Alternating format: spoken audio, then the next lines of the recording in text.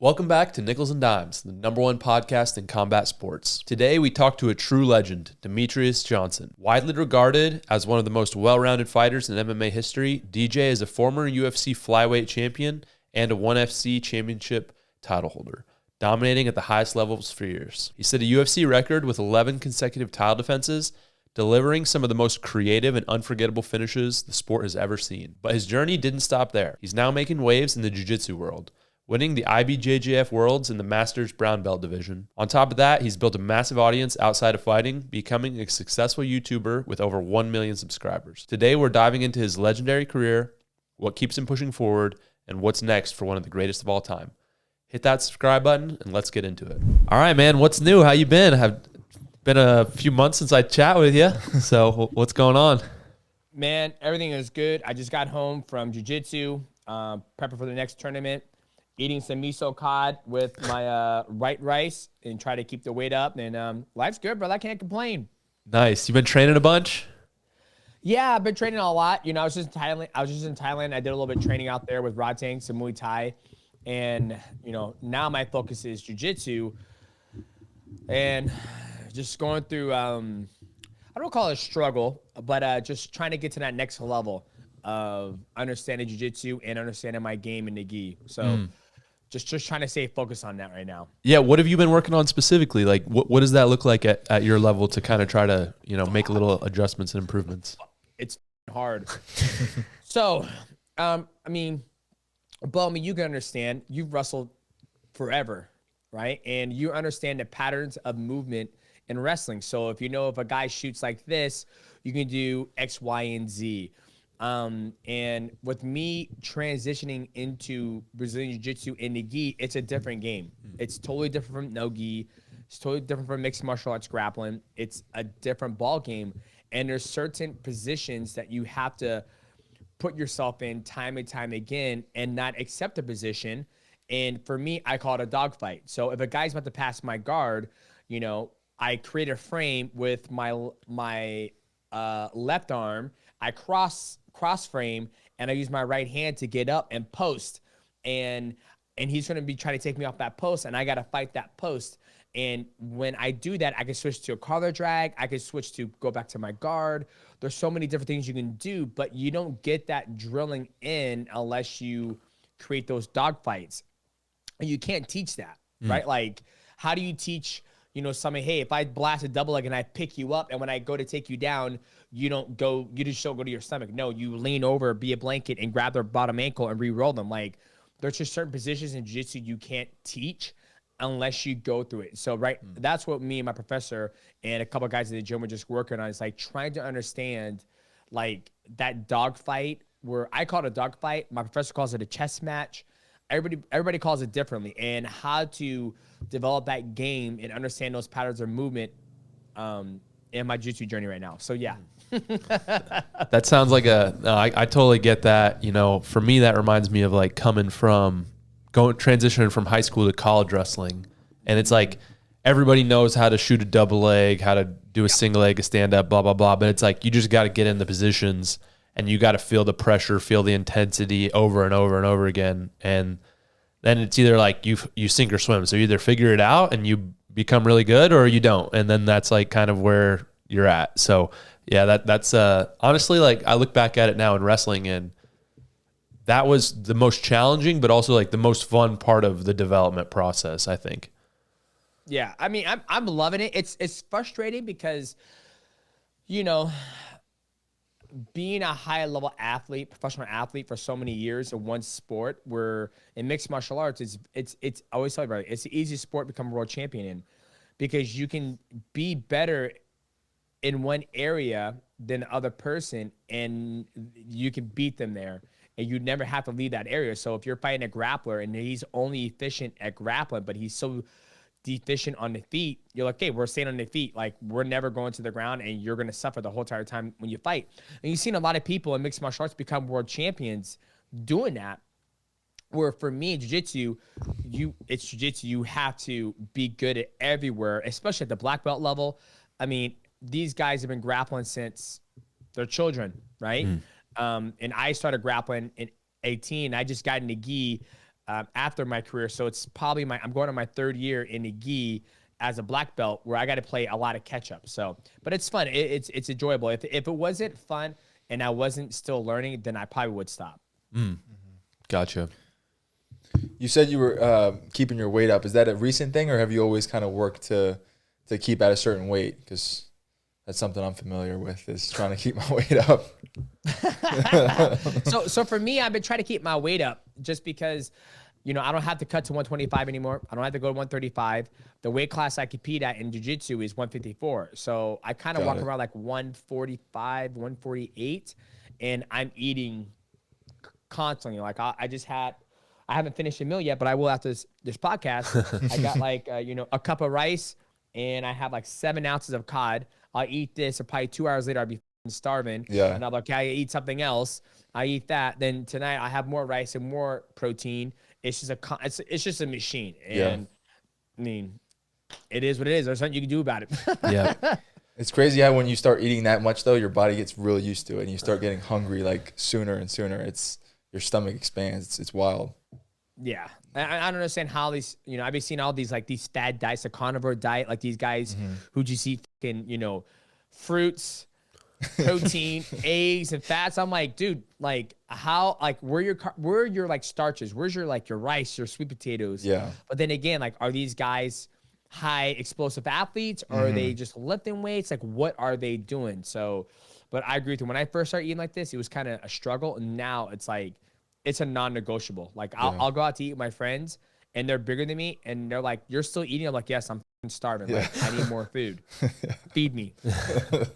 Yeah, there's really nothing that, like, I mean, you got to start with your diet, like just being consistent with it. But there's nothing that gets you hungry like training. Like some type of combat sport training. Like I feel like we finish our training, and I'm just like, dude, I'm ready to just smash food. Yeah. Preach. So I saw a few weeks ago you were able to train with Islam and Khabib's team and stuff. Talk to me a little bit about that. Oh my goodness. Man, it reminded me why I don't do it anymore. Wow. Right? I mean, those guys are just on a different level, right? So you had Islam there. He was getting ready to fight. It was supposed to be Armin, but Armin, hurt his back. And then you had Nurmagomedov there. Then you had Kazimov there. You had so many of their teammates there. Silver medalists in wrestling. Then you had, Muay Thai champion. Then you had Khabib there. And just going through the drills and seeing those guys doing what they do. And that was the night session. They sparred that morning. So that was a night session, and we trained. And what Islam was doing was like kind of like a strength and conditioning, kind of like just moving around, getting his heart rate up, using some strength training. And we did that for like maybe, I think, 6 rounds. And then after that, he went over to hit pads, and that's when Khabib put me through the grinder. Like, you go with this guy. You go with this guy. You have to. You're a guest. You do what I tell you. And I'm like, all right. And then after that, I think we drilled after that. And then the next day they came back, and it was even a longer grind session. I'm like, you guys do this every single day? He goes, yes, brother, for 8 weeks. Sacrifices. You want to be the best? I'm like, nah, I don't want to be the best. I'm done with that shit. Y'all can have it.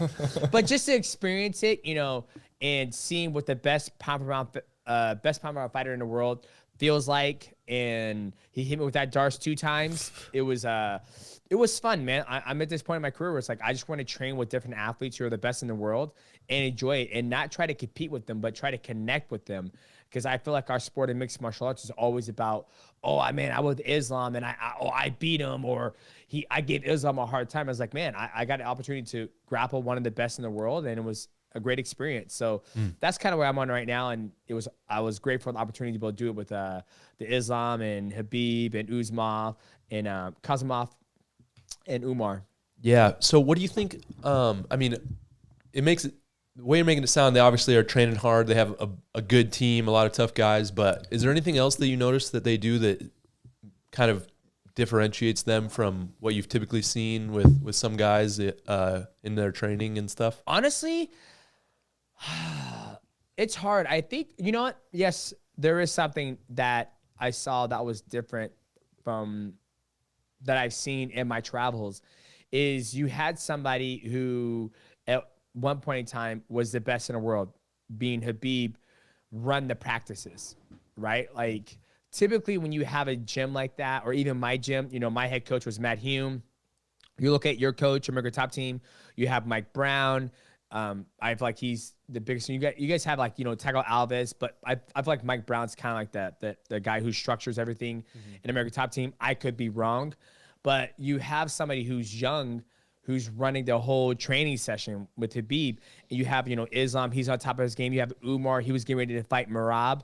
And whatever Khabib said, they did it. Where I've been in some camps where the fighter runs their camp, right? Like you get there and I'm like, hey man, what are we doing today? What's the coach want us to do today? He goes, now I'm running, I want to do this today. And I'm like, should you be doing that? Like, aren't you the fighter, and the fighters should, you know, let the coach take the reins? And that's what I felt like made me successful. Like I showed up to the gym, Matt had out the game plan, and we always he was the horse trainer and I was a horse, and my job was to run, and he would put together the schedule and I would just fucking do that. And that's kind of like how I felt Khabib was running it when I was in Vegas with those guys, is that, hey guys, we're working on this. And he'll be like, hey man, that's not going to work. Like the guy's going to react this way. So you got to do it this way. That was one thing I was pretty impressed by, is that they listened to what Khabib said and nobody like said no. Everybody's like, yep, let's do it. Come on, let's go. Where you see a lot of guys who get to that level, they're like, nah, this is what I'm going to do. A lot of people don't have somebody oversee their training. Like, this is what you need to do, and you're going to do it now. Got it. No, that makes sense. What was the breakup like, as far as, was it a lot of drilling, a lot of like spar play, like some live? It was a lot of, so the first day was, like I said, strictly condition. And then after that, it was more not spar play, but just drilling. And then the next day, it was fucking drilling. So we're working on off the wall, pull the leg off the wall, and then they're going to defend. You go behind his back, you elevate him, take him down. You do that. One person goes for 5 minutes. Other person goes for 5 minutes. Then we'll adjust it a little bit. 5 minutes out of the guy, 5 minutes out of the guy. Adjust it again, 5 minutes, 5 minutes. And then we'll do a different position, 5 minutes on, 5 minutes off. And then we would do live rounds of grappling. But that's how you see those guys are so good at grappling. Like, everybody in the room is good. There's like no easy rounds whatsoever. And when I talked to Islam, he was like, dude, back home, it's like you have 80 people in the gym that are all good. And so you just imagine that, like, that type of quality of work you're going to get with all those people that are all good. I mean, you see it when those guys fight. Like, you know, the grappling. I mean, and you look at Umar and Merab, that was a fucking banger grappling exchange, right? Like, Umar couldn't get Merab down. Merab got Umar down eventually. So you can see that their grappling is so good. And I got a taste of it when I went to Vegas with those guys. Yeah. When they drill, is it like, what is the defensive guy just giving you a feel? Like, how hard does the defensive guy go when they're drilling? I mean, when I was going, it felt like they were just giving me a little feel. Like, they weren't fighting me 100%. But, you know, I think at that point in time when we were drilling, it was they're just not falling over, or they're going light. Yeah, they're not being a fish or a wet noodle, right? Like, they're giving me some feels. Good partner. And it was good back and forth. Like, hey, this is what he's gonna do. He has a wizard, you know, the standard drilling shit, you know.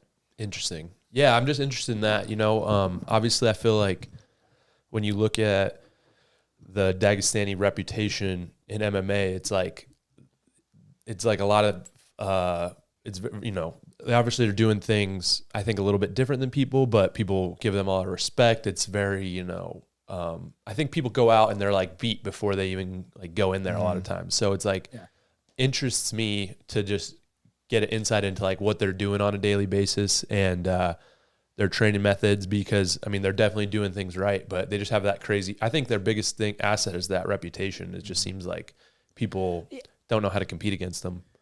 Yeah, but I also think too, you got to, you know, put in place, like, when did you started wrestling at what age again? Was it 5 years old? You know what I was doing when I was 5 years old? I was playing video games. I didn't start doing any type of form of combat training until I was in middle school, and that was, you know, collegiate wrestling at 8th grade. And then after that, I started, you know, I didn't do any, you know, extracurricular wrestling. It was basically, oh, this is the wrestling season for high school. I'm going to wrestle. And then after that, I was running track. And then during the fall, I played football for 2 years. And I was like, screw this. I'm going to do cross country. So out of my year at high school, I was wrestling for 3 months out of a year. So 4 years, that's 3, 6, 9, 12. I wrestled for a full year in high school. Right. Like if you do the math, where these guys, they started out when they're 5 years old doing, I think Islam said he did Taekwondo. And then he started doing Sambo. And then he went from Sambo straight to mixed martial arts. So when you started at such a young age, and it's kind of like the thing to do over there, not the thing to do, but it's like when you're Brazilian, you're going to play football, you're going to play soccer, right? It's like a non-negotiable. Like you're going to be introduced into soccer and you're going to start at a young age. Like I played soccer with Bibiano. I was like, Bibiano, you know how to play soccer? He goes, yes, I'm fucking Brazilian. Of course I can play soccer. I'm like, well, I didn't know. You never told me you love soccer. He goes, yeah, man. And he goes, that's what you do in Brazil. So I feel like over there in Dagestan, it's like, it's something you get exposed to at a very, very young age.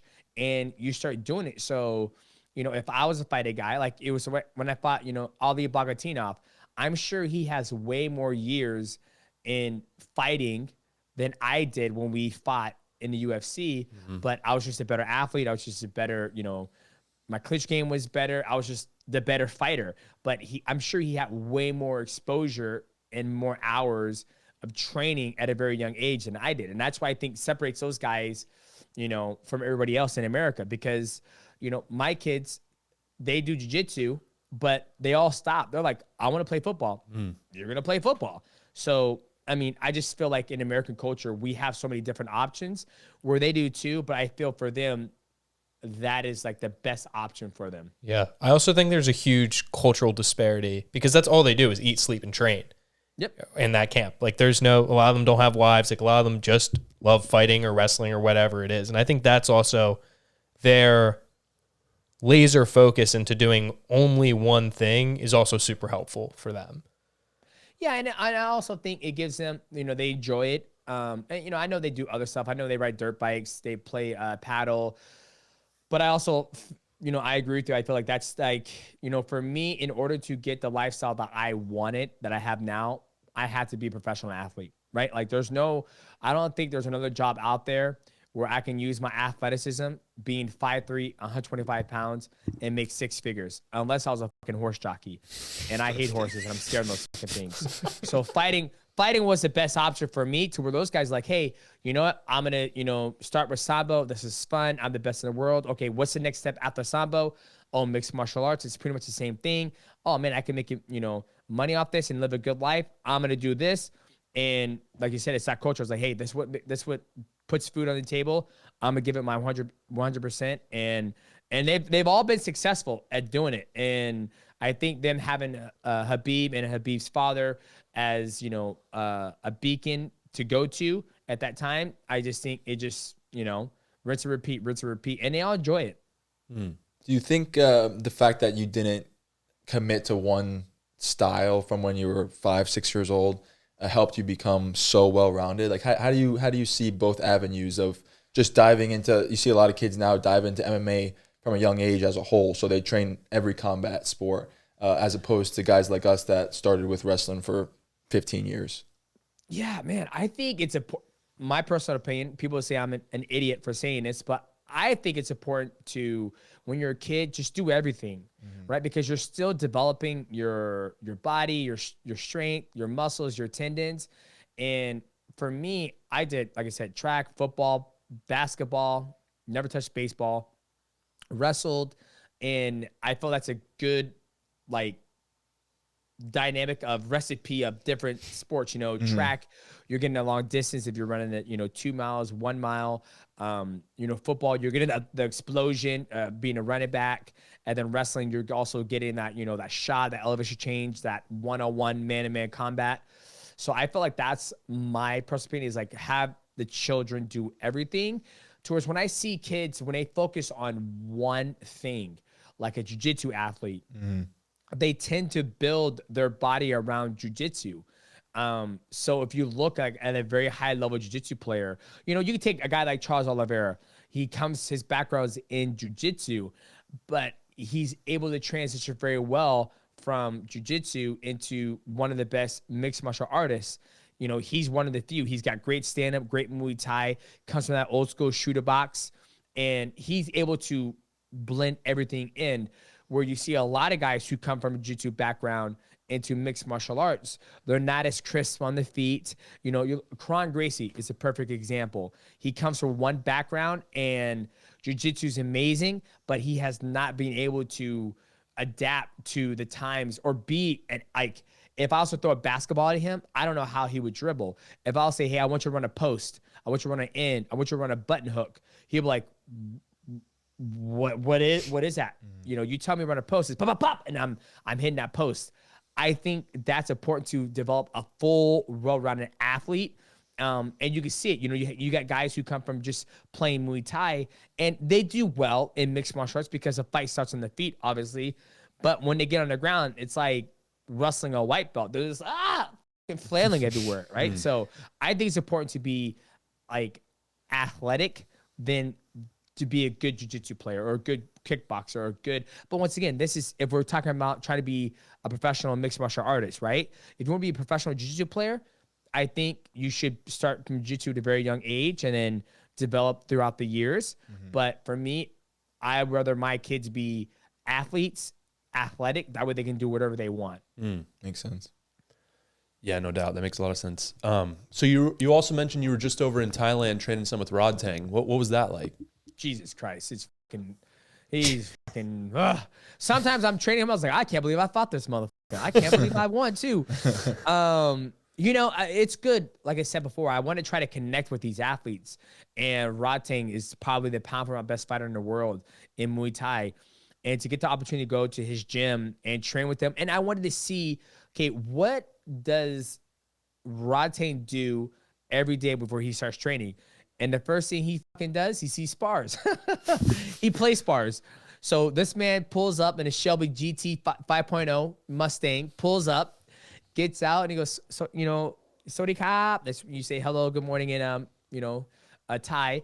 And he goes, yeah, we're going to spar. And I was like, you want to warm up? He goes, this is the warm up. And we sparred. And in Thailand, you know, Muay Thai, you're trying to sweep. You get points for sweeping. And trying to sweep him, it was, I didn't sweep him once, not fucking once. And I was like, dude, and he goes, my base is different. You have to sweep different than what you would do against an MMA guy, because MMA guys don't have good balance or good base like a Muay Thai guy does, especially somebody like, you know, we talk about what separates the Dagestans from everybody else in America. He was fighting since he was like 3 or 4 years old. There was a kid there who was hitting a bag and sparring who was 3 years old. I'm like, yeah, like there's no amount of Muay Thai I can do from now to the day I die that's ever going to combat what he's gone through as a kid. Because even when I start at 38 to 90, I still can't make up the years he did from 5 to 35. Doesn't make sense. Like as if I'm going to start training Muay Thai, he's going to continue to train Muay Thai. He's so much further ahead than I am in Muay Thai. So it was good experience to feel what like one of the best in the world feels like that's done Muay Thai since adolescent. It seems like you've been able to train with just like some of the best practitioners at their craft. What do you see as far as commonalities like between one or the other? Like what I'm hearing right now is a lot of these people are starting very young. You know, they're developing as a kid, and it just becomes natural for them because they've done it since they were a baby, basically. But is there anything else that you see with their training, their mentality, how they act? Like what do you see as kind of commonalities between some of these top level guys? I think it's starting young, to be honest with you. Everybody's disciplined. Yeah. Everybody makes sacrifices, right?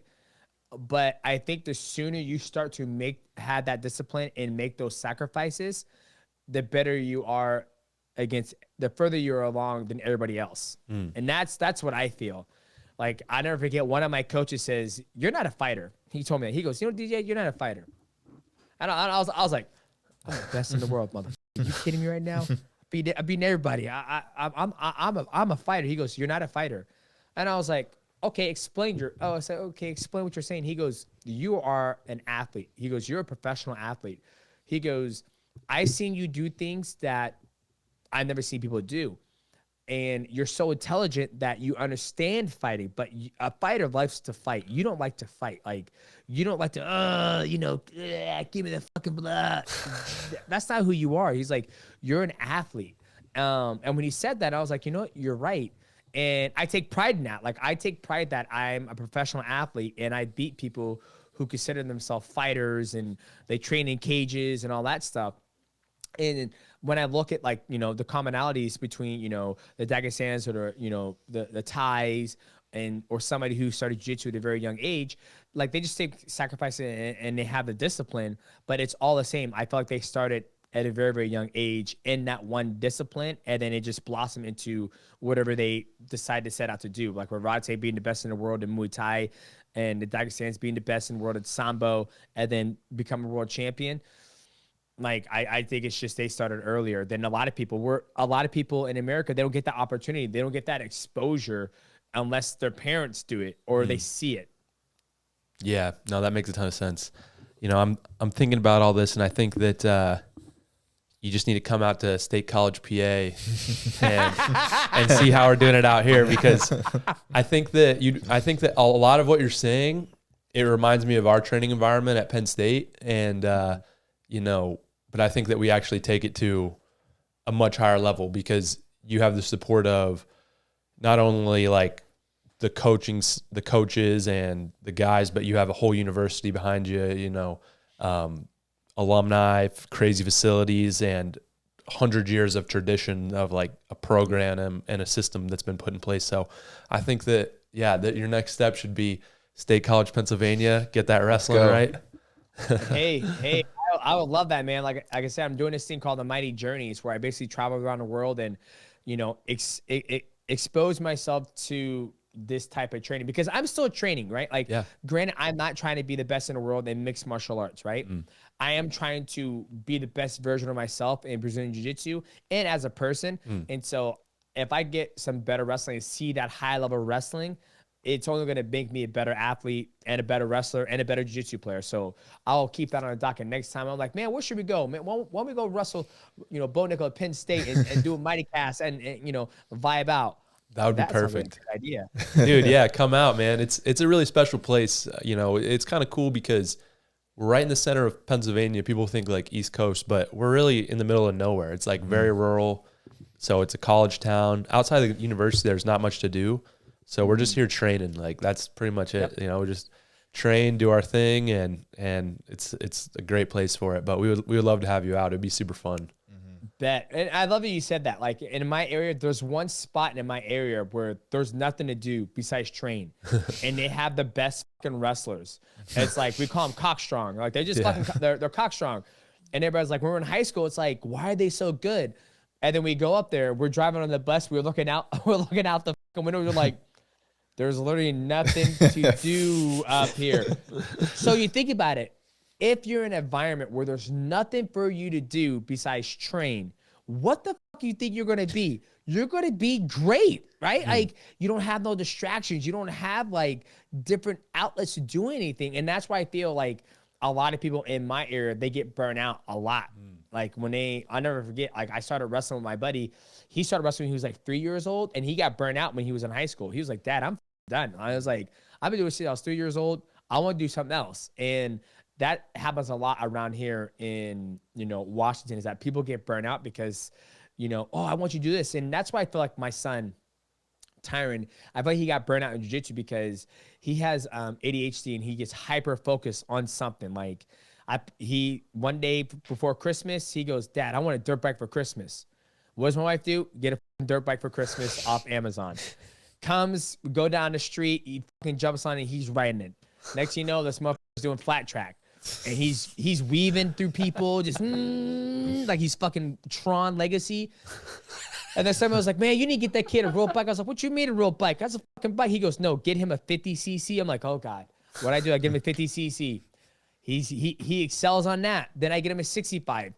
Then he's going off jumps. He's fucking whipping. I'm like, Jesus, dude. And I had to pull him off the bike. I was like, you're gonna get fucked up. Like, I was like, for you to make it to a point, like, if I'm gonna invest all this time and energy for you to be successful at dirt biking and make it to the pros, right?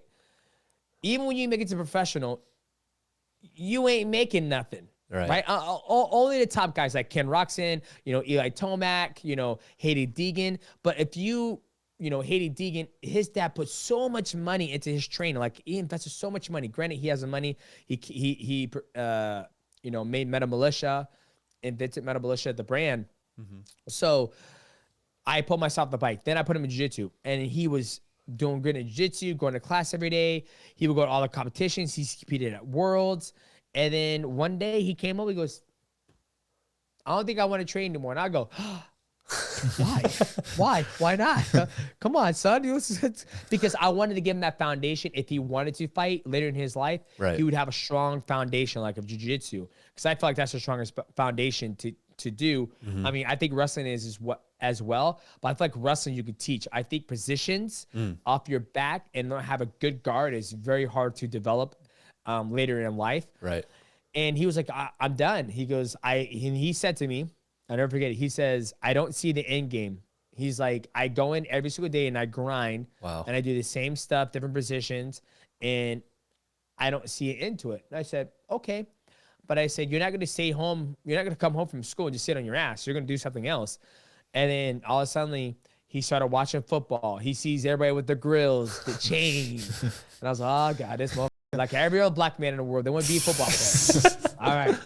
All right. So he's playing football now. And that's where we're at now. We're in the football stage. And like literally now, every day after school, can we go play football? I pull the ladder out. Footwork drill. All right, this is a post. This is the in. This is an out. And he runs the routes. I mean, last time we played for an hour and a half of him just running routes, and he loves it. So we'll see. We'll see where this goes. When he said that he didn't see an end game to jiu-jitsu, did you relate to that at all? Where you were like, that's kind of I did. I said, respect, mother. And I can understand it because he's always been very mature for his age, meaning that he started reading at a very young age, and in today's society, there's so much exposure out there, and we have the Amazon, and Amazon it's a screen, and she kind of turns and she displays news, and on the news said, the FBI or CIA seizes a boat overseas full of like children that have been sex trafficking. And my son goes, Dad, what's sex trafficking? And I think it was like 7 years old. And I'm like, okay, how to tell a 7-year-old about sex trafficking? And I was like, well, there's nasty people out there who would kidnap you and sell you to people so they can do sexual things to you. That's pretty much sex trafficking. So he's always been very mature at a young age. And so when he said that I don't see end game to jiu-jitsu, and I was like, you know what, you're right. And I said, jiu-jitsu is a journey, right? A journey to be the best version of yourself, whether it's on the mat or outside of off the mat. And then he said to me, he goes, well, jiu-jitsu is always going to be there because you're 38 and you're still doing jiu-jitsu. Football is only here for a short period of time unless I make it to the professional. So I rather enjoy playing football now and then I go back to jiu-jitsu when I'm 15, 16, 18, 19. Because as we all know, like even wrestling's a short period of your life unless you go to college to wrestle. And then I was like, all right, I respect it. Like if you don't want to grapple, you don't have to grapple. And for me, as a parent, there's no instruction. There's no instruction book. Like how do you force, you don't want to force your kids to do something, but it's good for them. Training is good for them, but how do you tell them like, dude, like don't eat candy, eat rice and cod, don't drink Fanta, drink water, like how do you teach them that and have them, follow suit? So when he said you don't want to do jiu-jitsu, I was like, I have to respect it. And I was like, you know what, you're good. And he said he doesn't see the end game to it. And I'm like, all right, well, it is what it is. And now we're into football. Yeah. How do you think that jiu-jitsu grows as a sport? I know that like the CJI, I know I saw that you were there this year. How do you think that jiu-jitsu progresses into becoming one of these, obviously it's not going to be like a Power 5 sport in the next 20, 30 years, but how does it get its notoriety up? What's a Power 5 sport? What the hell is that? I've never heard that before. So I would say like football, basketball, soccer, like one of those. Yeah. I think jiu-jitsu is going to be more, it's all who you fucking ask, right? Like, would I rather watch jiu-jitsu or would I rather watch power slap? I'd rather watch fucking jiu-jitsu, right? But there's a lot of people out there who would rather watch power slap. And I think jiu-jitsu is on the uptrend. The reason why the last IBJJF Europeans, they had 6,000 competitors competing over a span of a week. They were in Lisbon, in Portugal. And that's in the gi. That's not no gi or whatnot. Oh. And you have, guys like Craig Jones, shout out to him, who's got, Craig Jones Invitational, that they have number 2 coming out where it's going to be team versus team. I think it's going to keep on going. You have UFC Fight Pass. They got their own invitational going on. You have One Championship. They have their own grappling league. You have 80XC. They have a grappling league. And then you have Who's Number One. You have so many of these jiu-jitsu competitions coming out. And I think it's going to keep on getting more popular just because, once Bo Nickal is done fighting in mixed martial arts, he can continue doing wrestling. And there's going to come a point in time where he's going to be able to continue to wrestle.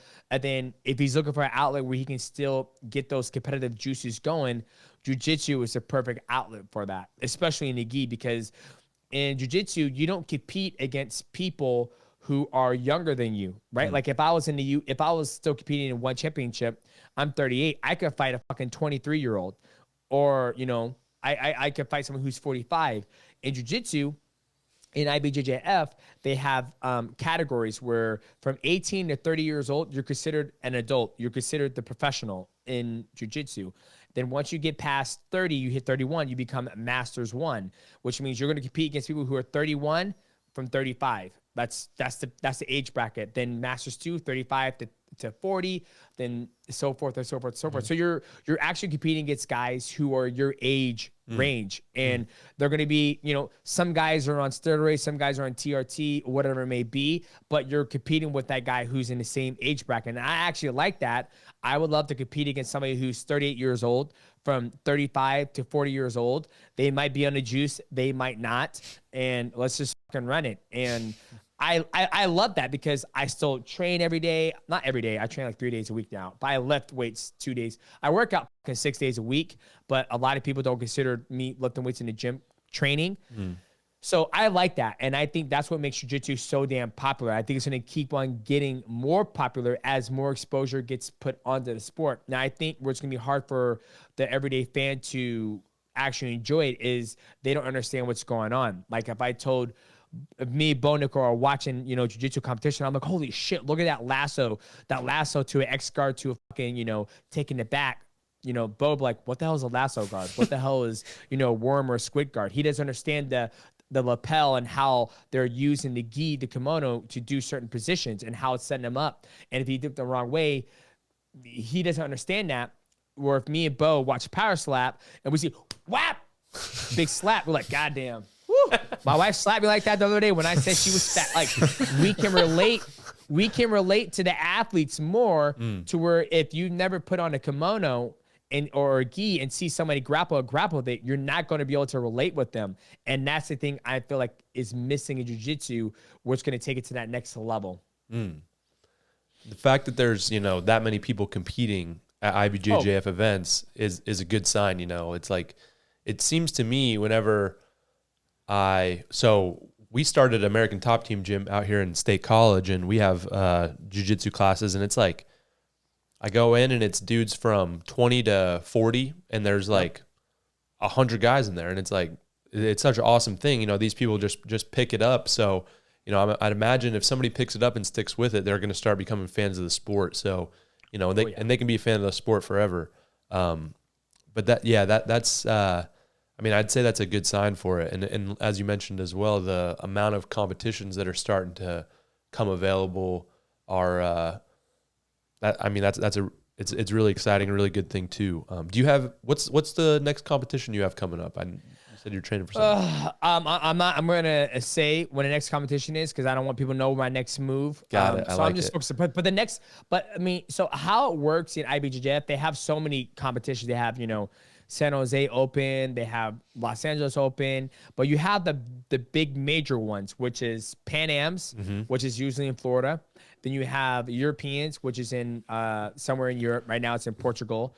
And then you have Brazilios, which is in Brazil. And then you have the World Masters or the Adult World Championship. And it's like seasons. So if I was 18 years old and I was a black belt, I would have to go around to all those opens and win them to get points. And then if I have enough points, then I can go to the World Championship. If I don't have enough points, how you get points? By competing and winning competitions. If I don't have enough points, you can't go. They don't even let you in the fucking door when you go to the door.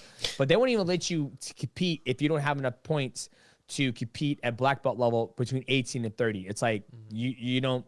No, you have to have enough points to get it. So you have so many of them going around, but like one of my goals, this is one of the goals I have, is I want to do the Grand Slam. That's where you win all the 4 major titles. You win Europeans, Brazilios, what's the other one? Pan Am, and then you win World Championship. You win all 4 of those in a year. That's called a Grand Slam. And there's only been a certain amount of people who have done it. Now I can't do it from 18 to 30 because I'm not fucking fighting those 18-year-old black belts. Them motherfuckers are good. I would love to win it between like from now being 38 till I'm like 65. It would be dope to be able to win all 4 of them and travel and compete. That'd be fucking sick. So that's like my next like goal that I'm trying to achieve one day before I die. It'll be dope to win all 4 of them in a row or just win. You know, my next goal is to win a black belt level competition at a high level, whether it's Pan Am, you know, Europeans, World Masters, or even Brazilios. That's like my next goal. But my all-time achievement goal for jiu-jitsu is like if I can win all 4 of those, I'll be amazing. I'll be like, woo! Did it. I did it, yeah. That's awesome. Can we take it back a little bit of how you got into MMA and what your first couple fights were and what attracted you to it in the first place? Yeah, so I got into mixed martial arts. I was coming home from college, and they had the Ultimate Fighter on. And I was already watching, like, UFC. No, I didn't start watching that until after I saw the Ultimate Fighter. And it was the season of Rashad Evans. And I remember back in the day, you would have competitions within the season in order to pick and choose who you're going to fight or whatever. And there was a competition where Rashad Evans was hitting the bag on an incline up. And the first person to get the bag all the way up would win that competition. So that was my first exposure. And I was like, man, this is kind of dope. Man, I bet you I can do this. And I literally just went to the gym and started hitting the bag. And the next thing you know, a guy that I seen in the wrestling circuit in our area, he was like, man, you want to know how to fight? I was like, sure, why not? And he goes, all right, well, we got classes, you know, Tuesdays and Thursdays here at this gym. And you can sign up. And I signed up. And I started taking my first class of mixed martial arts. I can't remember what it was. I don't know if it was kickboxing and Muay Thai or if it was jiu-jitsu and wrestling. But it was one of those classes. And then next thing you know, I kept on training.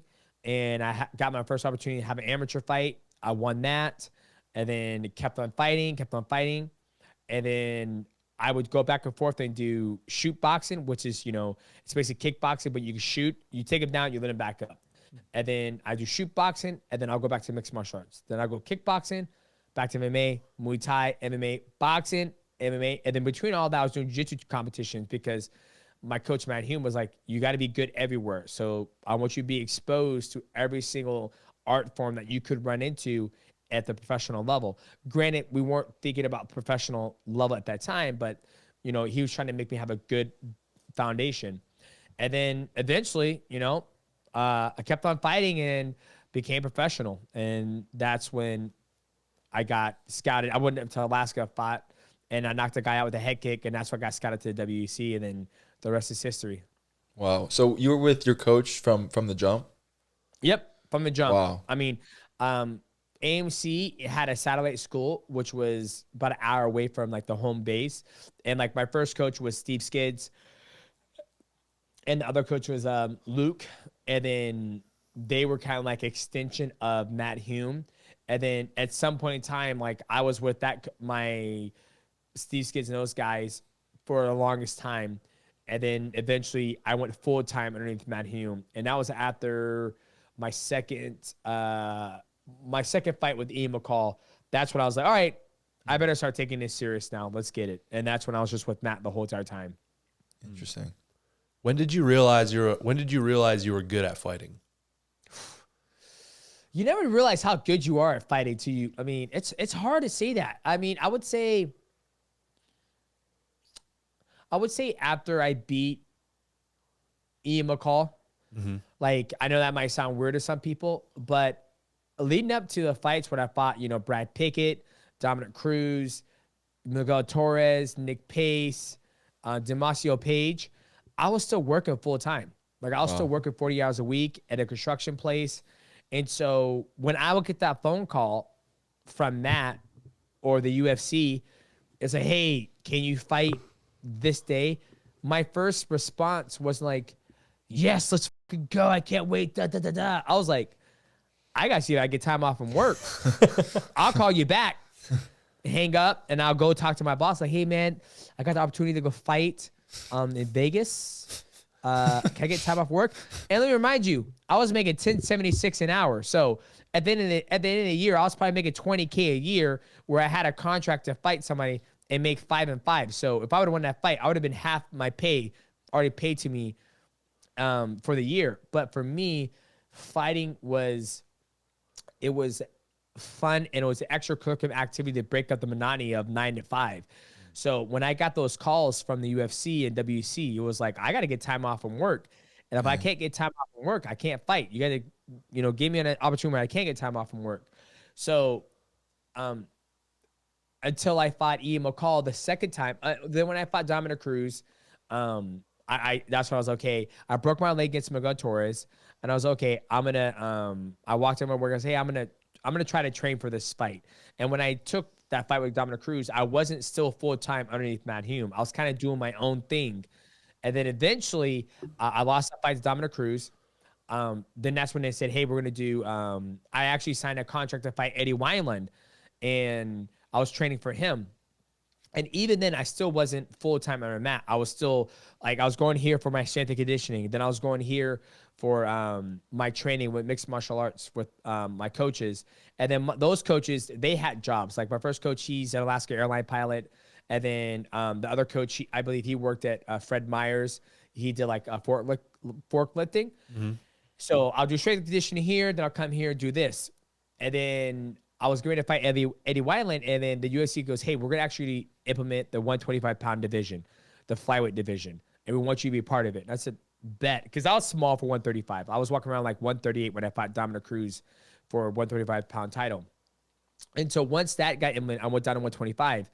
And then once I fought Ian McCall the first time, I went on this carnivore diet where it's like, I'm not having any carbohydrates. I'm just going to have chicken and fruit. That's all I ate for the whole entire camp. And next thing you know, I was like, shredded, easiest weight cut in my life, fucking make weight. And then I'm like, I'm fucking ready. And then my coach, Matt, goes, dude, you need carbohydrates. You need to eat carbs. I was like, dog, I'm already 125. Don't worry about it. He goes, okay, you're going to fucking learn. And that's how Matt is. Matt tries to tell you what to do. If you don't listen, he goes, you're going to make a fucking mistake. You're going to fucking learn. Did my black ass learn? Yes, I did. I remember getting in a fight. The first round, I'm like, okay, this is the first time in my career I get to stand with somebody who's my height at 125. We're going to bang. Like, I want banger fights like Edson Barboza. Like, I just want to pop, pop, pop, pop, pop. First round, we're going back and forth, and people are cheering. You know, I think I won the first round. Then I think he won. I won the first. In the second, I think he won the third. That's how people saw it. I can't remember. I had to watch it again. Second round comes out. I'm starting to slow down a little bit. I'm like, oh, man, that energy I used to have, it ain't here anymore. Then the third round, I was completely exhausted. He gets my back, mounts me, fucking starts hitting me in the back, and I was completely exhausted. And I come back after the fight. I remember coming back, and Matt was like, yeah, you got tired, didn't you? I was fucking exhausted. He goes, uh-huh. And he goes, then he sat down and he goes, DJ, I have to ask you a question. I was like, yeah, what's up? He goes, when are you going to start taking this sport seriously? I was like, what do you mean? It's like, I'm in fucking Australia right now. I just fought in front of thousands of people, da-da-da-da. He goes, okay, let me ask you, when an NFL player gets ready to compete for the season, do you think he stays home and does everything on his own, or you think he moves to the facility or the area And he listens to coaches, right? I was like, yeah. He goes, okay. Now, what about a basketball player? They do the same thing, right? I was like, yeah. He goes, you don't do that. You do everything on your own. And I was like, well, what do you want from me? He goes, from now on, when you shit, I want to know what you're shitting. When you eat, I want to know what you're eating. When you do strength and condition, I'm overseeing everything. And I was like, okay, let's see how this goes. And that's when I went full-time underneath Matt. And if you look at my physique when I fought Ian McCall the first time to the second time, like night and day difference. And everybody's like, man, what did you do different? I was like, I actually ate carbs. And that's why I went on. Yeah, it's amazing. It's fucking amazing. I ate carbs. I ate whatever. He goes, eat whatever you want. Like, you are a high cardiovascular athlete. You need everything. And that's when everything changed for me. So that's when I knew I was good at fighting, after I fought Ian McCall the second time. Long answer for that, but I want to give you the full explanation, the context of, you know, it was when I fought Dom. It was when I fought, you know, those guys. It was like when I took it full time underneath Matt, where I was like, okay, I'm actually good at this. No, that's really cool. What's shifted in your mind to realize that you could now be like a world champion? I think the competition, like how I was able to do certain things to athletes that I didn't think I could, right? Like when I fought Joseph the first time, like how I was able to like be faster than him, outstrike him. And that's why I won the world championship.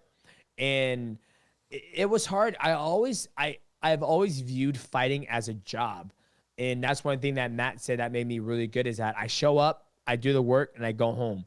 And I would be so disciplined in the strength and conditioning, the pad rounds, always learning and always asking questions. Like, that was another thing too. I would always ask questions. And if I didn't understand something, I would, like, even today, like being 38 and still competing in jiu-jitsu, I'm still asking questions, and I don't think I know it all. Like, I do all the fucking YouTube shit and all the void and all that stuff, but I still don't know it all. That's just my perspective and me echo chamber what's made me successful over the years. But I think for me, it was just asking questions and always be surrounded by good coaches and good people. So then when you become champion, take us through that stretch of time of over the multiple defenses, and what that pressure was like, and how it built, and how your mindset, you know, changed over that period of time. Man, it was good ass time, and I tell you, just coming out here, arguing with the UFC, trying to get pay-per-view points, man, it was a good time. You know, I think the biggest thing between that whole stretch, you know, when I won that belt until I lost it for 6 years, it was like work. Like, I truly viewed fighting as work. Yeah, I didn't view myself as the best fighter in the world, because I come from, you know, a very poor background, you know, poverty, where my mom every month, she goes, hey, we made it this month. The child support check came in. Hey, we made it this month. And so for me, like, money was not something I've had growing up. So for me, that was kind of like my motivating factor of fighting, where it's like, hey, I'm fighting to make money. Like, I fight to make money. If they did not pay me to fight, I don't think I would have fought. Like, I don't see a point in fighting if you're not getting paid. People could say I'm an asshole, I have no honor or whatever, but there's no point to risk your life if you're not getting paid. So for me, I viewed it as a job, and I would show up, you know, they're like, hey, we want you to fight, you know, Joseph Benavidez for the second time. I'm like, all right, bet. When? They're like, December. Perfect. We'll start our 8-week camp. We would structure our camp in a lot of different ways.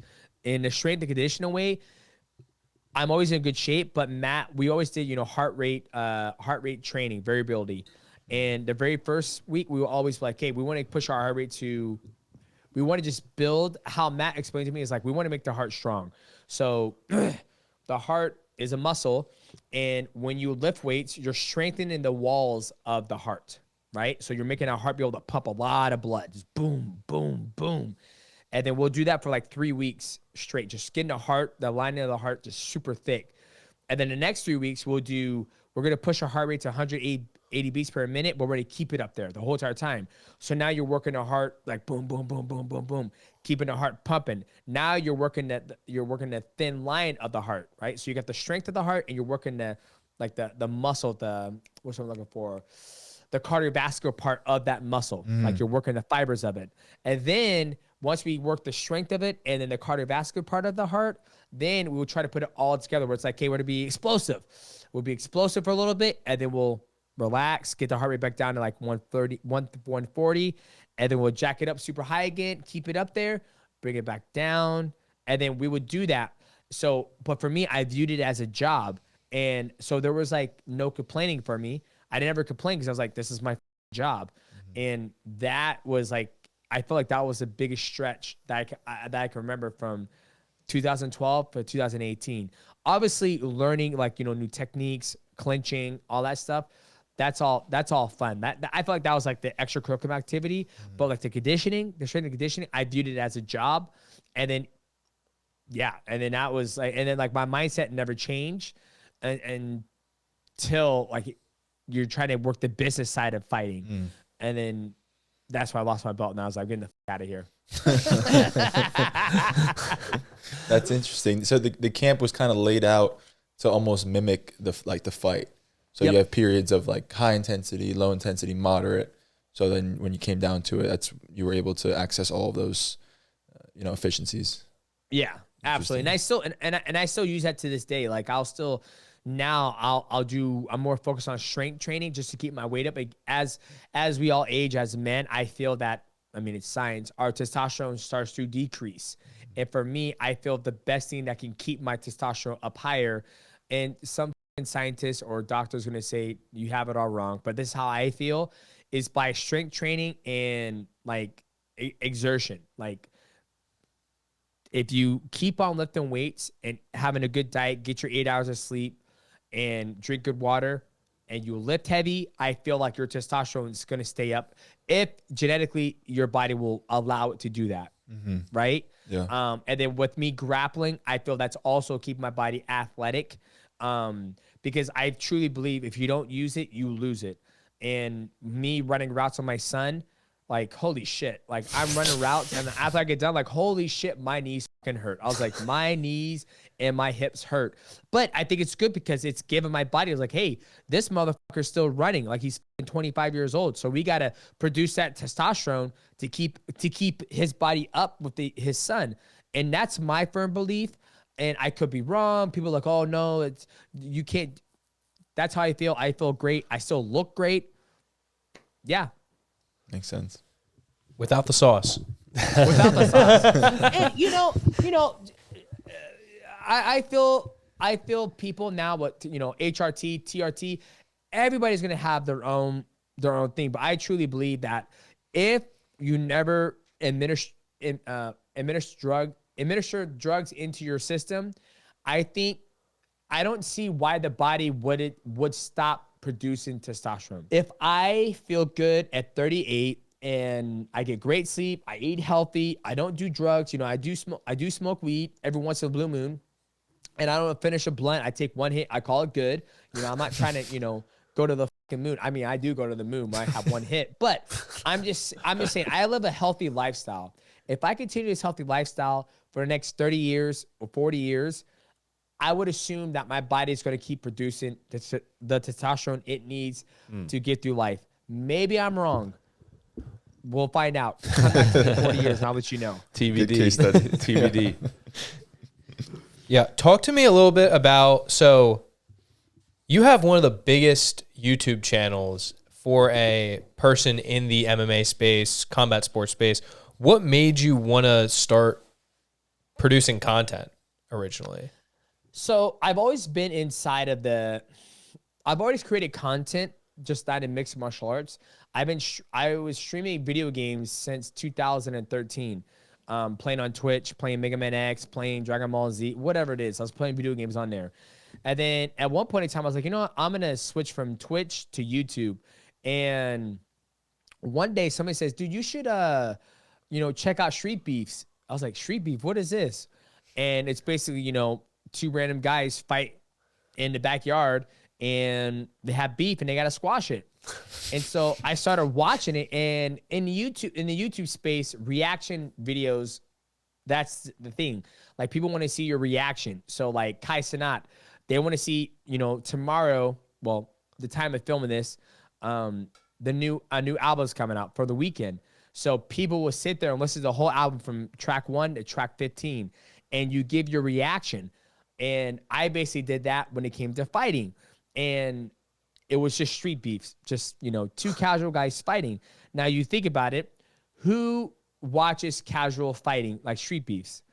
Not professional athletes, No. people who don't fight. Yeah. So I was watching it, I would laugh, and somebody goes, man, like, I'll be laughing. I was like, man, like, he's doing a good job keeping the distance, and oh man, God, beautiful right hand, oh my God, oh, beautiful kick. And they're like, wow, like, you're telling us like what we should be looking for. And I'm like, yeah, that's what I do. That's what I do for a living. And like, a lot of these people didn't know what I did. They knew me for gaming. Oh, Wow. And so yeah, that was like always my goal. Like, I wanted to be known, not known for fighting, right? Like, Interesting. like, I think for me, it was important. It was like, I don't want that just to be the one thing I was labeled out Yeah. there. So when I started traveling around the world, people were like, dude, I love your fucking gaming channel. I was like, thanks, man. And then somebody next to him goes, you know who that is, right? He was like, yeah, that's Demetrious Johnson. He plays video games. He's a good gamer. And the guy goes, no, that's Demetrious Johnson, the best fighter in the world. He goes, he fights. They were like, yeah, he fights. He goes, that motherfucker doesn't fight. I seen him rage quit playing fucking PUBG. That guy's a gamer. And then I'm like, no, unfortunately, I'm I do also fight. I also do fight. And he goes, fascinating. That's amazing. Then they look at my fighting career. So I've always created content in gaming space, but then once I started making content in like the YouTube reaction videos, I told myself, I was like, I'm not going to do breakdowns of athletes. I'm not going to do MMA. I'm not going to do the UFC. I'm not going to do one championship. I'm not going to do it. I'm going to keep it fun with, street beef. And then next thing you know, one thing leads to another. Like, I get my first 1,000 views, get my next 5,000 views, 50,000, 100,000. I was like, you know what? I was like, when I retire from fighting, if I put the same energy that I did when I went to the gym, the same technique, the same discipline that I did in the gym, and I put it in a YouTube or anything, there should be a reason why I'm not successful. So I was like, you know what? I'm going to do it with YouTube. And then I got up to like 250,000 subscribers on my own. Wow. I was at 60,000, like from the gaming content from a buddy who helped me. And then I was like, you know, I'm going to take it on. I'm going to take it over now. And then I got from 60,000 to $250,000, 1,000 subscribers on my own. And I did all my own editing, thumbnails, did all that on my own. And then I was like, okay, let's see what happens when I hire a producer. And then that's when I hired my producer, Michael Wansover. And then he was like, dude, you should start doing UFC breakdowns. I was like, yeah, but I don't know. I don't want the fighters, the athletes getting mad at me if I say something. And he goes, no. He goes, you bring a different perspective. I want you to bring the same perspective that you brought to street beef to mixed martial arts, because not everybody is going to have the front row seat to know what they should be looking for and what we're looking at, right? Because listen to you talk about fighting and how you view it, it's helped me understand what I'm looking for. Like, oh, southpaw versus orthodox, free body kick. Oh, Islam just threw that body kick. It's because DJ said the angles are different. He's able to throw that body kick. And then I was like, okay, we'll see how it goes. And then from that on, it's like, that's when it just fucking took off, because it was like people are getting a perspective of me, of what I always see. And that's where it just took off. And I love every bit of it. And it's been fun. I've broken down some of Bo Nickals fights. I just want to see how far we can take it. Now we have the Mighty Cast. We have the Mighty Journey. We have the Void Breakdown. I mean, it turned into its own beast itself. Wow. Yeah. Were you able to, did you watch my last fight? I did. I would love to know what you thought of it. I think, so this is my honest opinion. I think what we talked about, and I think a lot of people said this, and this is what I tell people. You are still in the stage of understanding how to fight, right? Like, we could both agree on that, correct? Yep. Right? And there's nothing wrong with that. The hardest thing that people, there's two sides of this, right? The first side is that you're at a point where you're still trying to understand how to fight. You know how to fight, but you know what I mean. Yeah, right? absolutely. like understand like, okay, this guy's a grappler. He's trying to stay away from me. So I can't shoot. I can throw body kicks. He isn't engaging. How do I force him to engage? Okay, you know what? I'm going to go 1-1-2, come across that void, and I'm going to force a clinch game. And then he's either going to fight me in the clinch, or he's going to shoot a double leg on me, try to take the fight to the ground. When he does that, I'm going to fucking wizard, take his back. That's what I mean by understanding fighting, right? You have to go through that journey to do it. Okay? You're doing, now this is where people give you the bad slack, where people expect more of you, is you're learning how to fight at the highest level right now. You're learning how to fight at the UFC, where you're supposed to have that growing period as an amateur, but your amateur days, you spin it wrestling in high school and college, right? So you went from the highest level of wrestling into mixed martial arts, and you had so much success knocking people out grapple them. Then when you run into a grappler like Craig Jones, was it right? Paul Craig. Excuse me. Paul Craig Jones. Paul Craig. You run into Paul Craig, he's more savvy. He knows where you want to be and be successful. So it wasn't that the fight was bad, is that you're still learning how to fight at a higher level, where the fans expect you to already know how to fight and not make mistakes, but take the fight to where you need to be successful, right? So it wasn't a bad fight. It's just you're still learning how to fight. Right. No, that makes perfect sense. I feel like, I look at it really only positive, right? I think it's, I come to that fight 6-0, 6 finishes. I went to the second round one time, but like my average fight time is like 45 seconds, in my first 6 fights. So I came in, and you can go look back at interviews and stuff from fight week, and I was like, I'm totally fine to win a decision in this fight, because I'm exactly as you said, I'm learning how to fight, and I want to get experience. And fighting a guy like Paul Craig, like he's finished multiple title contenders, title challengers at 205 pounds, right? Like he's he's got 30 pro fights. Like he's a dangerous guy. So I feel like for me to go in and be able to fight 15 minutes, control him on the feet, I never really got hit with anything significant. I felt like it was a massive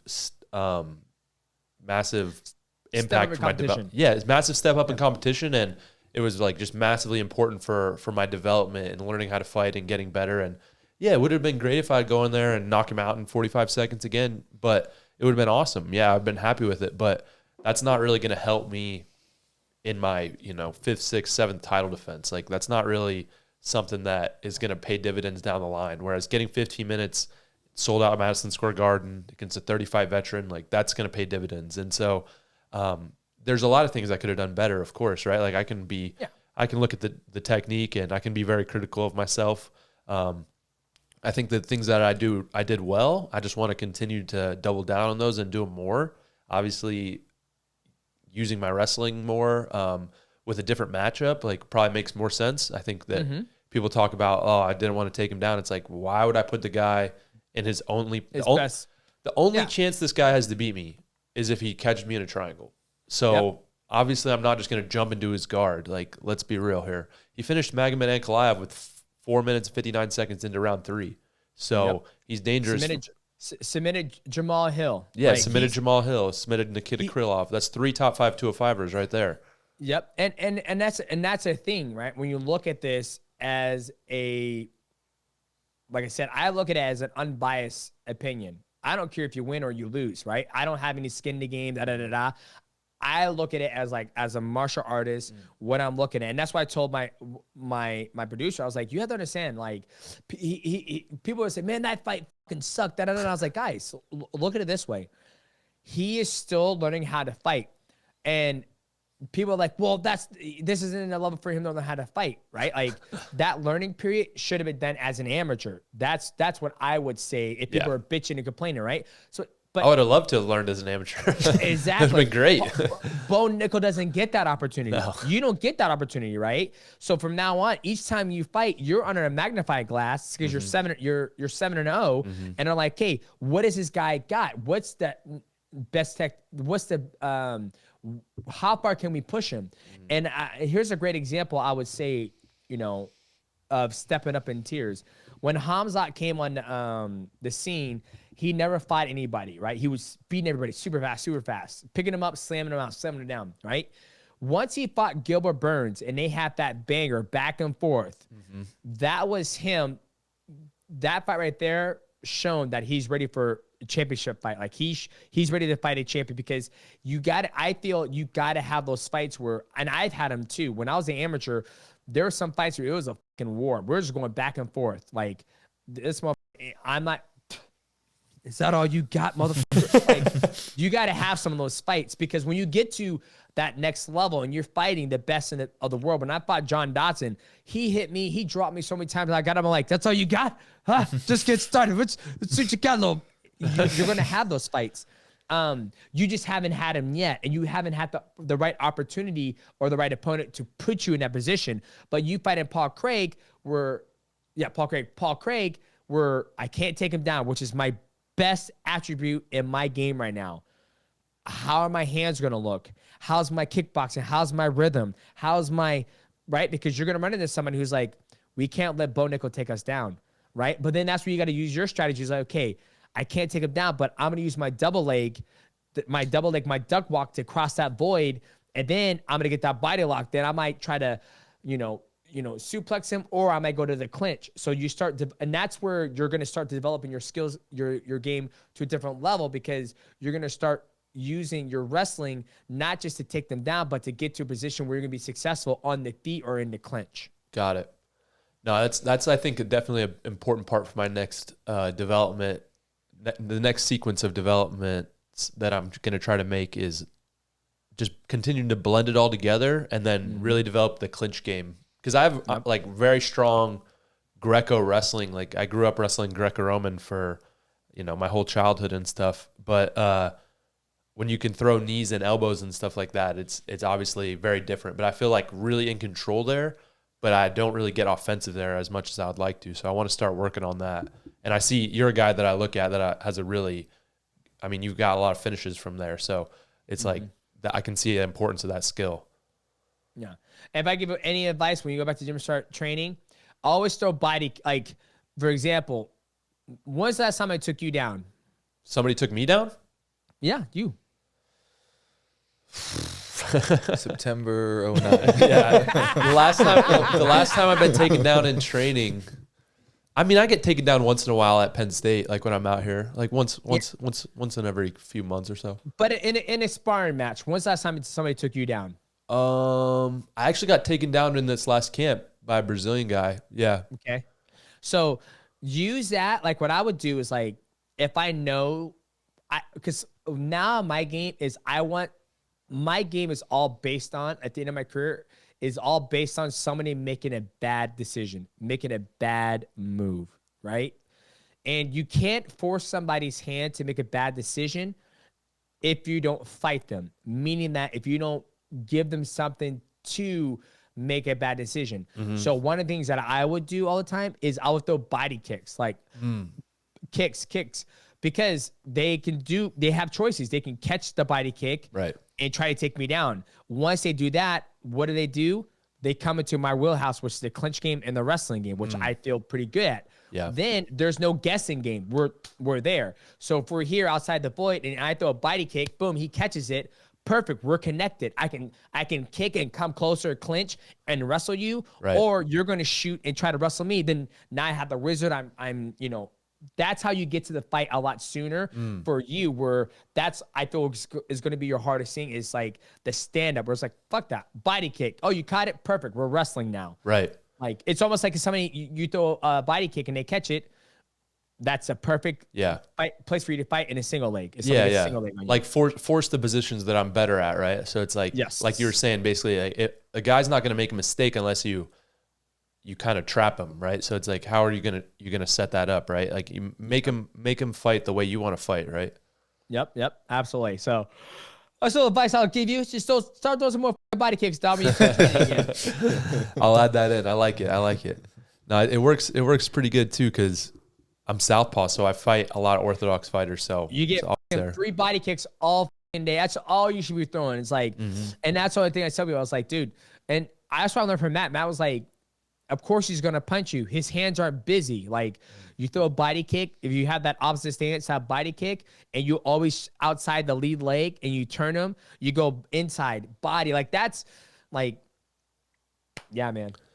I like it. Yeah, one day when I come out there and if we ever get a chance to work together, like I'll show you some shit where, dude. And that's the thing too. Like we always talk about, like when we talked about earlier in, you know, your career right now, you're an American top team. And we, you know, talk about it. And I've never, you see these massive gyms where they have so many gyms, and there's nothing wrong with it, right? They have so many champions. They have Adriano, Alex Pantoja, Kyojo Horiguchi. They have you. They had Thiago Alves. They've had, you know, banger after banger after banger and banger. But how many of those guys actually develop into doing something else besides their own same game? If that makes sense, right? Like where you have one coach who can just sit there and just mold you over. It's like, let me think of another person. You know, Team Alpha Male. You had Chad Mendes, Tito Dillashaw. You know, Tito Dillashaw didn't really start to blossom and get his own style until he went Dwayne Ludwig, where he had that, you know, that style where he would go from southpaw to orthodox. Until you get to that one level where you have, I feel you have one coach like Bo Nickal. I'm here every single day for you. That's when you start to fucking grow, because it's like, hey, Bo Nickal, ain't nobody gonna take you down. We're not even gonna work on the wrestling. We're gonna put some rhythm in that feet, so you're on the feet and you're gonna be looking at a goddamn Thai boxer. Right. That's what if I was your coach, like you're gonna be a Thai boxer. You're gonna spend next 6 months just Thai wrestling and doing Muay Thai. Yeah. No, that makes sense. No, that makes perfect sense. I feel like we got coaches. Demetrious Johnson. Yeah. I'm really excited for you and your family to move to State College. Love it. Pantoja called you out, didn't he? Oh, that's what I was actually going to ask. How did you feel when you got the call out, Pantoja? I didn't see that. I got nervous a little bit. Did you? Oh, I did. Because I know I'm not coming back. I was like, sorry, Pantoja. You know, I'm happy. I'm happy that I've been gone from the sport, the UFC, and you know, I haven't fought in almost 2 years now. And I'm happy that people still find me as one of the best in the world. And I think it was a smart play by him, because that went almost viral, right? Like, I mean, I made a lot of money off it for him to call my name out too. So, but you know, I think Pantoja, he is the best flyweight in the world right now. He has a style that a lot of people cannot deal with. And I think it's just is overwhelming pressure to be able to take the fight where he needs to. And he's only getting better. He's only going to get better because, you know, I think his next matchup is against Kai France. Mm-hmm. So what does Kai France got to do to beat Alex Pantoja? One, he's got to keep the fight on his feet, because I do believe when you look at the fight where he fought Steve Ercik, I felt Steve Ercik was winning the better exchange on the feet. I'm not the only one who said it. Henry Cejudo said the exact same thing. A lot of people said the exact same thing. So if Kai can keep the fight on the feet and not allow Pantoja to close that gap and get him on the ground, I could see Kai winning, but he's got to have a hard chin because Pantoja can take a shot. Pantoja also has power. And I just feel Pantoja is coming in his own right now, where he just seems so unbeatable, especially if his conditioning is good. And I feel the guys who were being able to push him was Brandon Moreno, Brandon Royval is another, those two guys, they had good fights. But I think Kai France is going to have to be perfect or catch him. But it's going to be very, very hard. And I'm excited to see that fight. If that's the next fight that's match up, you know, on social media, they post shit all the time and you don't know if it's true or not. For sure. Yeah. For sure. Some people like make up fights every once in a while. And all of a sudden, Volk's fighting Ilya. Yeah. It's like you just never know what you see on the internet. And so that's the last one I saw. But when he called me out, you know, and I messaged him, like we talked off social media. Right. And I was like, dude, I got nothing but love for you, man. I'm so happy for you. I hope you and your family make as much money as possible. Invest that shit and quit whenever you're ready and right after the sunset. Right. So for me, when I do my YouTube channel, like I do have my favorites. I do have the people I want to win. Like Izzy, when he fights, I don't care who he's fighting. I want to see him win. I'm a big fan. I love his style. Like I'm still a fan of the sport. But if somebody loses or somebody wins, I don't get any gain from it. There's no money. It's not like my bank account changes, right? I don't, you know, So it's a weird spot I'm in now where, you know, when Cody Nova fought, you know, Figueiredo, I was like, I think Figueiredo is going to get him because Cody tends to stay on the feet. He likes to box, where Figgy has power, and Figgy's not scared to go to the ground, and he has a great grappling ability too. What does he do? Figgy takes him down, passes guard, submits him, chokes him out. It's right. And I tell everybody, everybody out there, if you hear this podcast, I want everybody to bet on me losing my next competition and that I get choked out. And I'm not going to bat an eye because it's part of the sport. Yeah. Right. And it is what it is. But So you mentioned Izzy. Who are some of your other favorite guys to watch? Maybe historically and also current. Yeah, historically, I would say Shogun Rua, Mirko Krokop, Beto Silva. I enjoyed watching him. Rampage Jackson, Anderson Silva. I really enjoyed George St. Pierre, Matt Hughes. I mean, I really enjoyed watching those guys fight. Like, if those guys fought, I was like, come on, guys. We're going to Buffalo Wild Wings. Let's fight. Go. And, you know, Jose Aldo, Uriah Faber. I mean, there's just so many on the list. And then now currently, Ilya Topuria, I think he's just really good. Islam is great. Charles Oliveira is really, really good. Who else is that? Izzy when he fights. DDP is starting to grow on me. Like, he's really starting to grow on me. Robert Whitaker, obviously. Hamzat too. Let me think. Who else? Dominic Cruz, Henry Cejudo, Alex Pantoja. I mean, I watch a lot, but I don't tell people I watch a lot. Yeah. Even like there's guys in Ryzen you guys wouldn't even know. Roberto Satoshi, he's fucking good. Great Brazilian Jiu-Jitsu. He does great work. I mean, fucking Jonathan Hattie, Fabrizio Andrade. I mean, there's so many guys. I mean, I don't know if you guys watch One Championship. Yeah. If you guys haven't seen what Fabrizio Andrade did the last fight in One Championship, holy shit. Like, goddamn. Like, and that's the thing I love too. Is like, man, what would he do if he fought in the UFC? Like, yeah, man. What do you think of the new guy that came over, De Ridder? Rainer De Ridder. So yeah, I've seen him fight in One Championship, and you know, when he fought in One Championship, I don't know if he fought at his true weight, right? Like, meaning, like, we have the hydration cut, which I love the hydration cut, right? Like, meaning that you can't cut weight. So when I fought, how it was in One Championship back in the day before COVID-19 is that you would have to weigh in 2 times, and then you have to do hydration 2 times. So you couldn't cheat the system. Like, if you did, you'll be miserable. And when Rainer De Ridder, he beat Anguilla, he submitted Anguilla, and then he beat Bangladesh. I forget Vitaly Bangladesh. He beat him, submitted both those guys. So his ground game is really, really, really good. His stand-up, not so much. So you're seeing him now when he fought Kevin Holland. My predicament of that fight was that if Kevin Holland could keep the fight on his feet and not get taken down, he should beat Rainer De Ridder. What happens? Rainer De Ridder takes him down, past guard, submits him. Made it look easy. But I'm excited to see what he does, because for him, all he's got to work on now is just a stand-up. That's all he's got to work on. Like, the grappling is going to – there's nothing he can do to make his grappling better. Obviously, he can. But I think he's going to get more leaps and bounds if he spends more time with his stand-up, because that's where he's going to get is on the feet. Right. Yeah, no, that makes sense.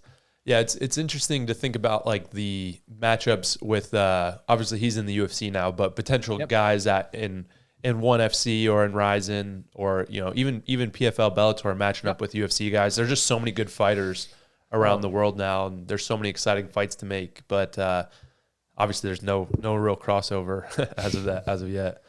No, I don't think you will see any. No. But like, to see a Pitbull brothers fight in the UFC, that'd be great. To see even did they get released? They did get released. I don't know if one of them signed with the GFL or what, but last time I checked, I saw they were released. Has there been a trade since you and Askren? No, sir, there hasn't. Wow. How was that? What was that like? It was great. I never forget when I got the email stating that I got out, and I was like, yes! Started making better money, started, fighting abroad over in Asia. It was the best decision. If I had to do it again, if I had to do 2 things different in my career, one, I would not change that. I would, that's the first thing that I'm so grateful that happened in my career. The second thing that I wish I would have done more in my career is just been more outspoken, being more who, like, just showed my personality more, right? I think that would have gone a long way. But then again, I was still the same person. I just don't feel that we had the same type of exposure as we do today. Like, me and Eddie Alvarez always talk about that. Even Max Holloway, we talk about, I was like, dude, if we had exposure that we did back in 2013, 2014, we'd be killing it right now. Right. But, you know, I didn't do that Mighty Whiz bar until 2018, where social media still wasn't. That was 2017. Yeah, 2017. Social media isn't what it is today. Like, if I did that Mighty Whiz bar in, like, on, you know, when I did that flying knee to Adriano, the whole world saw that, right? People still talk about that. Now people, like, it's funny because now teenagers who are in high school can know who I am.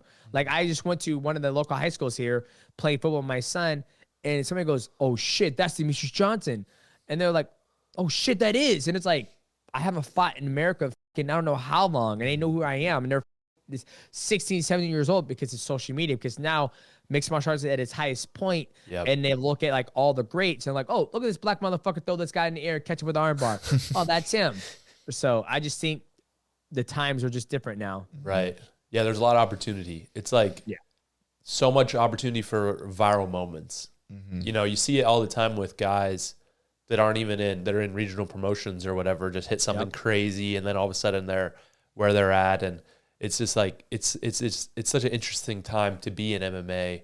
Yep. You know, you kind of like you are mentioning, caught the beginning of it, but I feel bad for the guys that were fighting in, like, the 90s. You know, oh fuck, rough. Yeah. They were just straight up fighting, like, to fight. Yeah, and that shows you they were truly passionate about fighting. Like, they weren't motivated by money. They weren't motivated by trying to get their sponsorship. They did it because they truly wanted to see who was the best and what was the best art form. Right. Now it's totally different. It's, you know, it's more of a business. Yeah. It's more about, like, how can I egg on myself to get the least path of resistance to the title. Right. I mean, it's just a different day of age, but there's nothing wrong with that either. It's just things are going to change. Yeah. Yeah, I think fighting should start to transition to, like, kind of what Formula One's doing, where you have a team, right? Like, Khabib has a team, you know. And oh God, don't say that. They tried that already. They tried that. No, not like, I'm not saying like official, right? Like still, still in the UFC. But I'm saying that, like, if you want fighting to continue to improve, there has to be, like, okay, you come to State College, Pennsylvania. We have all of our facilities. We have all the coaches. We have coaches ready to go. These guys are taking care of you. We got 10 guys on the team. We got corporate sponsor, and now you're gonna go. And we got we got you PR trained. We got somebody to do content for you full time, and now you're gonna go fight in the UFC. So, like, that's more what I'm saying is, like, okay, gotcha, we got you got a professional organization that's getting you ready, and now you're gonna go fight, right? So it's like, because guys, as you mentioned, you know, I think it's so hard because a lot of guys are just piecing stuff together themselves. Oh yeah, still to this day. And it's not only it's a lot of the best guys in the world. That's what they're doing. But it's like, if you can get a system and get a team and get guys that are focused, right? And it doesn't have to be 100 guys, right? It could be 10 guys. It could be, you know, just as long as you have good training partners and stuff, a couple guys for you to get work in. But it's like, that could really, I think, take it to another level where it's more organized on the training end, right? Because the UFC is very organized. ONE FC, Bellator, PFL, they're like, the promotion is organized, but the training is not. So it's like, if you get that organization in the training, guys are going to get so much better. Well, I also think that comes down to, like, when you start hitting that level of wealth, and you can develop a team around you. Like, you look at John Jones, you look at Conor McGregor, you look at even Gervonta Davis in the boxing realm, Manny Pacquiao, Floyd Mayweather, even myself. Like, I had a team around me that, you know, I still didn't have, you know, a physical therapist, a massage, you know, I didn't have, you know, a dietitian who's making all my meals or whatnot, but I think they're out there. Yeah. I think it's just up for the athlete to take it. Because, like, Henry Cejudo, when he does it, I know he has somebody cooking his meals. I know he has his coaches doing everything. Like he got, like when I was at his camp, I was like, Kim, you got all the, I was like, you luxury son of a bitch. I was like, he's got somebody tying his gloves and I'm here I am. I'm like putting my gloves on and Matt's like, come on, let's go. Come on. I was like, motherfucker, put these motherfuckers on me. Goddamn it. You look over, you're like, hey, coach, get over here. So I think it's a little different. I think that they are out there. I think it's just up for the athlete to put themselves in that position to do that. Yeah. Right. Like you said, it's like a lot of guys that are, already have the money and the finances to be able to do it. It would be interesting. It would be interesting to have like an investor come in and say like, hey, I'm going to be like the owner of this team. And it's like, let's say the fighters, give a percentage and it's like, you give us a cut, but we're going to do everything for you. We're going to manage. We're going to strength condition, nutrition, coaches, PR. We're going to do your social. We're going to help you set everything up. We're going to negotiate sponsorships. And like, I don't know. I just think that would be like a one-stop shop would be real interesting. It'd be an interesting concept. Bo Nickal management. Here it comes. Get ready. Let's do it. Let's lock it in. Hey man. Well, we really appreciate your time. Thank you for taking a second to chat with us. Looking forward to watching your next jiu-jitsu competition and honestly, anything you do in the future, man. It's always must see TV when, whether you're gaming or fighting or whatever it is. But yeah, man, thanks for taking a second to chat with us, and we really appreciate it. Yeah. Thank you, brother. Thank you, man. Of course, both. Thank you, man. I appreciate you, man. I can't wait to see you fight again. Like I said, man, just go out through that body kick and just let it go. Let it rip, baby. Yes, sir. I will. We'll see you out here soon. Yeah. Yes, sir.